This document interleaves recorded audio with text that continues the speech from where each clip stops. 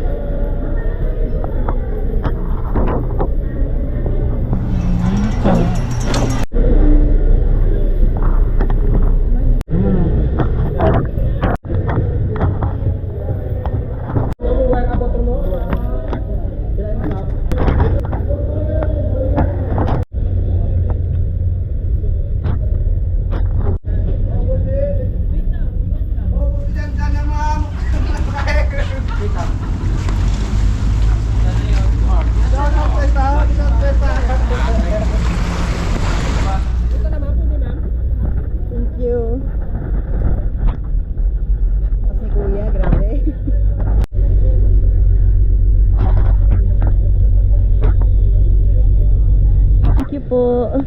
Yan, binuti kuya yung bike natin.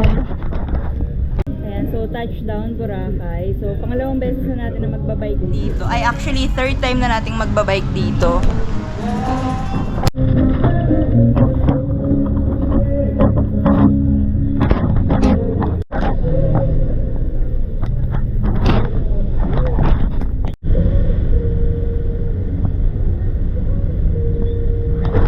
Nandito tayo sa Boracay finally. Time is 5:08 na ngayon pala tayo magla-lunch. Ano na to? Lunch and dinner. Pero kumain naman ako ng snacks kanina. Dito. Ayan, so kakarating lang natin. Hapon na, mga 5 na siguro pasado. And iwan natin sa baba yung bike natin. Yun. Buti na lang puro bikers yung nasa tapat. Ayan, so bago tong beach na pupuntahan natin, I mean, first time ko dito. Hindi siya bago, pero first time ko na makakapunta dito. Kasi hindi din daw malumot dito.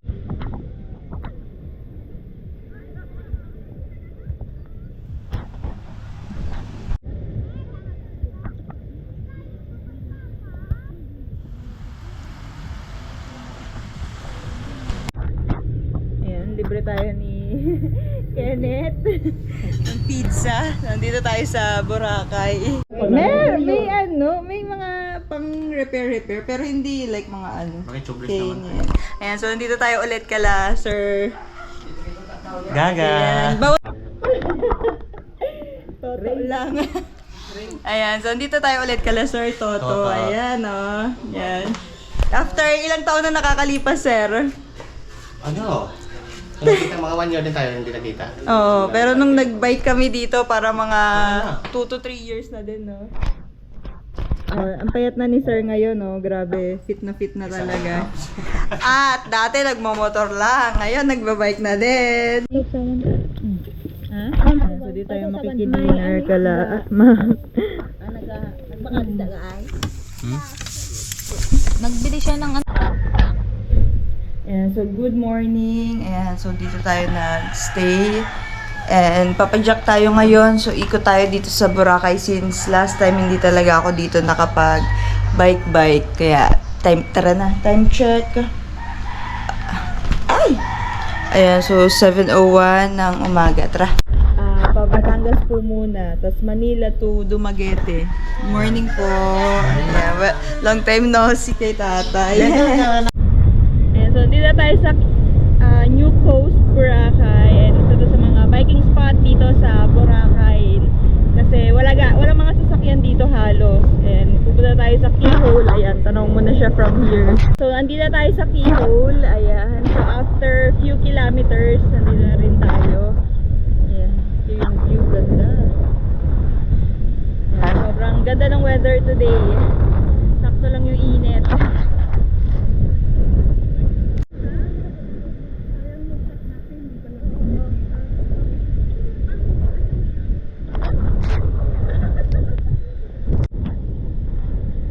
So, nasa likod natin ngayon, ito. Ayan. So, nasa likod natin ngayon yung tinatawag na Keyhole, which is isa sa mga sikat sikat na tourist spots dito sa Boracay.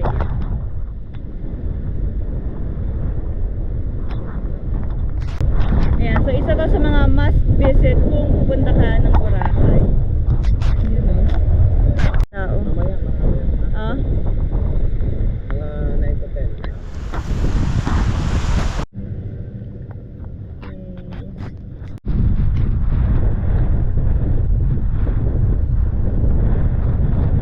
Ganda, grabe. Ganda ng view dito. Sarap mag-bike sa Boracay. So, nandito tayo sa overlooking ng Boracay. So, isa na to sa pinakamataas dito na ano sa Boracay. Ayan, no? Ganda.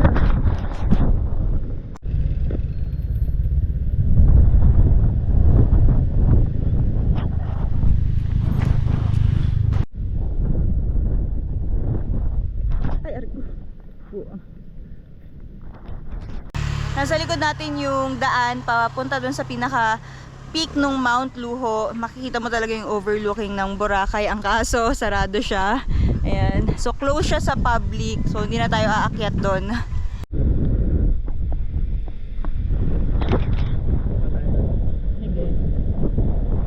Ayan. So, nandito na tayo sa Bulabog Beach. So, ito na yung baba nung Mount Luho. So, after namin lumusong.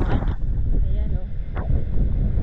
So, mostly, andito yung mga nagka-kite surfing kasi lakas yung hangin dito.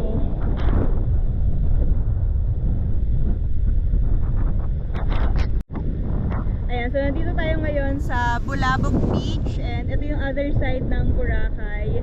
So nandito yung mga nagka-kite surfing. Ayan, kung makikita nyo. And sobrang ganda din ng beach dito pero at the same time hindi sobrang dami ng tao. So mas quiet yung area na to. Ayan, oh. So kung gusto mo ng medyo quiet na place and hindi masyadong crowded, so I think Bulabog Beach is for you. Ayan, oh, ang ganda.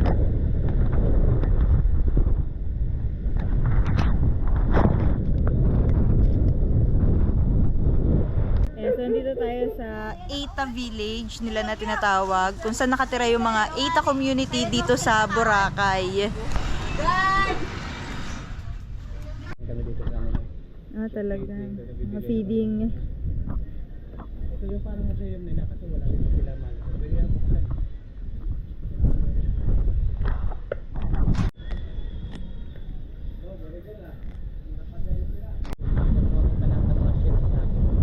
Talaga. Pwede tignan. Sarado.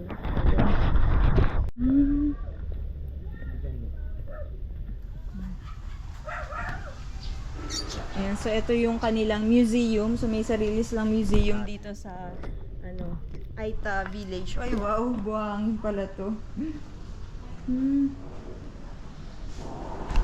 Ay, ito yung sabi mo sir, yung mga sure.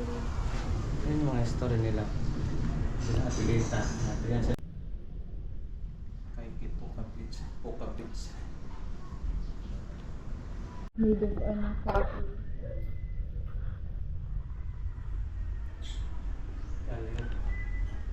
Ano ibig sabihin ng alat? Alat, siya yung nagayan. Ah, Alat, ayat. grabe, ang lalaki ng mga shell. Ang laki nito ah. Yan yung sakang tawag. Yan na tawag sa amin. Ito, marmol to. Mga mouth shell.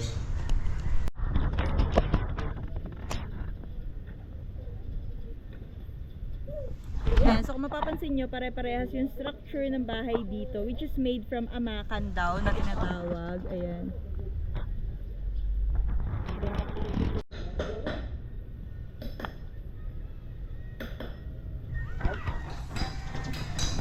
Bike lang.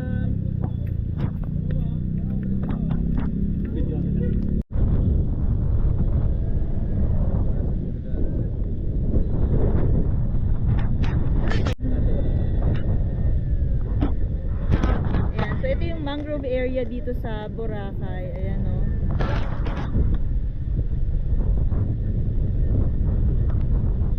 Saan lugar din, saan lugar part to sir? Saan part ng Boracay? Yung mangrove. Station. Manok-manok na po. Ah.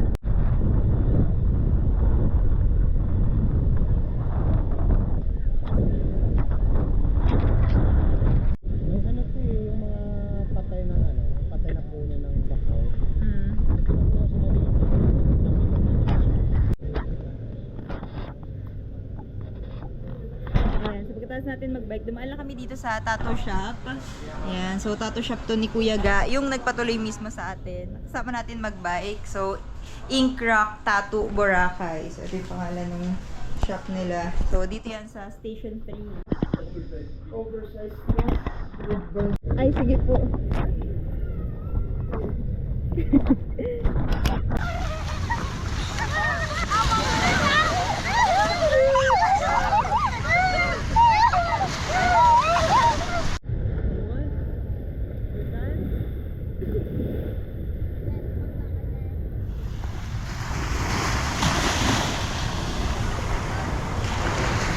So to, Tatlo tayo.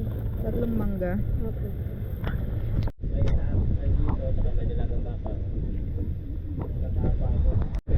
Gusto mo maging mermaid?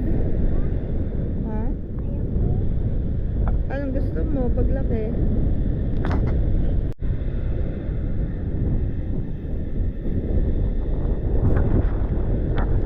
Yay! Smile ka!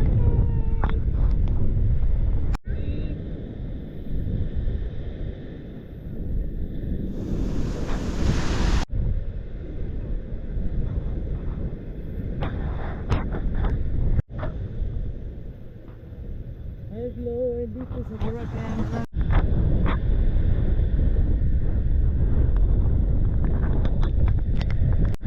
Ayan, so nandito na tayo ngayon sa pinakadulong bahagi ng Boracay, which is yung Puka Beach. And ito yung bike natin sa baba.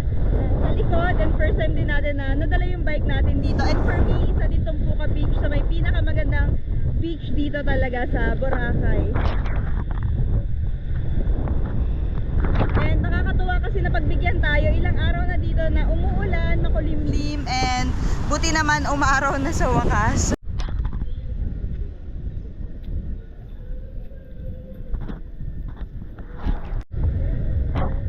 Ayan, so nandito tayo ngayon sa Station 3 and pupunta tayo dun sa tinatawag na Angol Beach. So pabalik-balik na ako dito pero first time nating pupunta dun.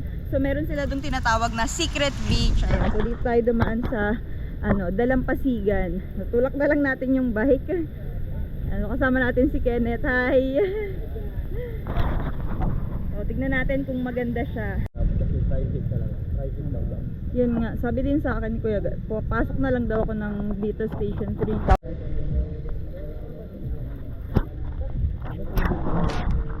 Dito? Chat pala. Ganda dito.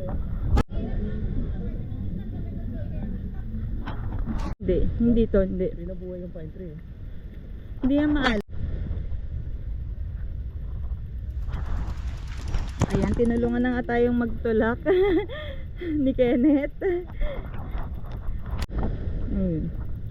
May mahilig sila sa pizza, diba? Ayan, so nandito na tayo sa Secret Beach na tinatawag and meron tayong lulusutan dito. Ayan o. Oh, tignan natin kung anong meron dun sa other side. Ganda dito, walang katao-tao.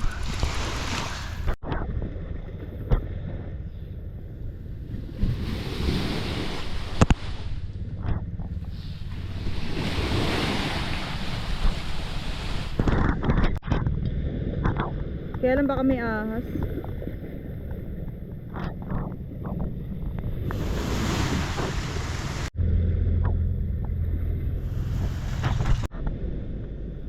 No. Ayan, so nandito tayo ngayon sa tinatawag nila na Secret Beach. So, naging Secret Beach siya kasi from doon sa Lagusan na yon, meron pang beach dito. Ayan o. And wala na halos napunta dito kasi nga dulong-dulo na din talaga siya ng Boracay. Ayan o, sobrang ganda dito. White sand din siya. Tapos may mga rock formation.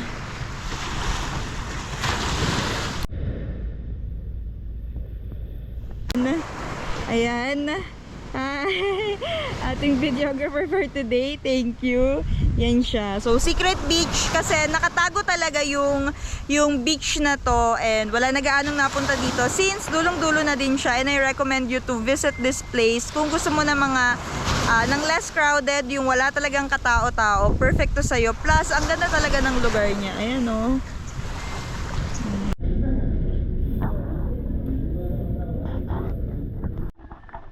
Hi guys, good morning, and today is Saturday and babiyahin na tayo ngayon papunta ng Batangas City, coming from here sa Boracay. So last day na natin today and ayan, I'm so excited.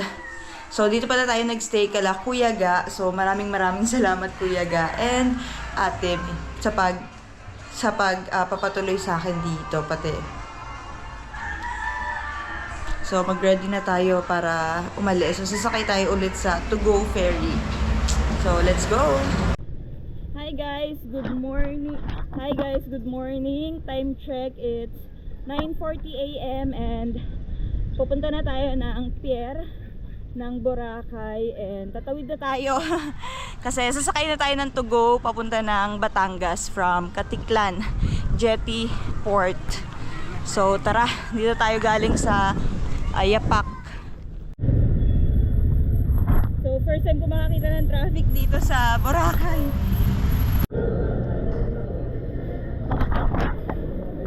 Ayan, nasa terminal na tayo.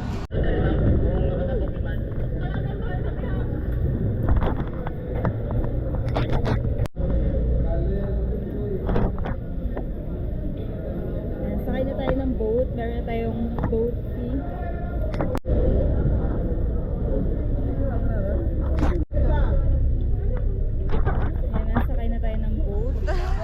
Pawis ako.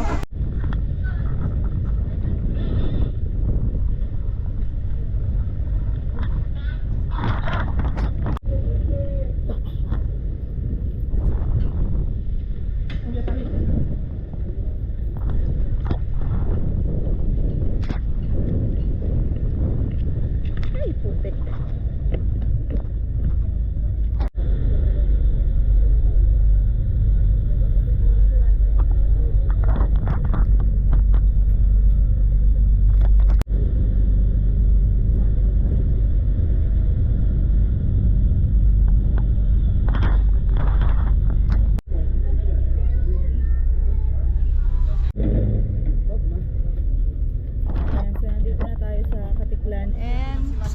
Papuntang ferry.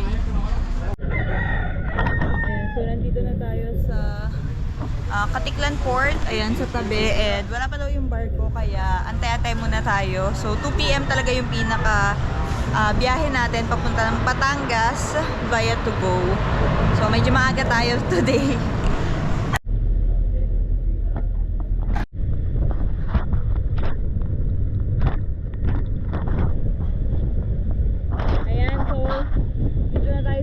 Papasok na tayo sa To Go Ferry since boarding na. Ayan yung barko. Let's go.